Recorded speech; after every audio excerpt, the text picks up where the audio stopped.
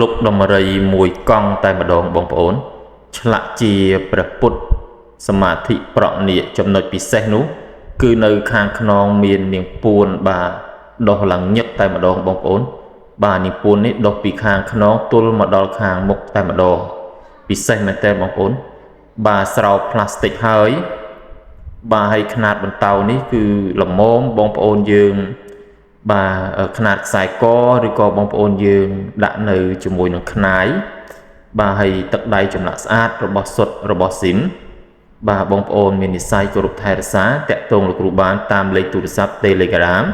098 496 498 លេខទូរស័ព្ទរបស់លោកគ្រូមាន Telegram ប្រព័ន្ធ Smart 098 496 498 YouTube របស់លោកគ្រូជាអក្សរអង់គ្លេសឈ្មោះតាចតុមុខ Facebook Page របស់លោកគ្រូឈ្មោះទស្សទាយនឹងជាវត្ថុជំនឿស័ក្តិសិទ្ធិសូមបងប្អូនជួយចុច Subscribe Channel លោកគ្រូនិងចុច Like Page ម្នាក់មួយផងសូមអរគុណ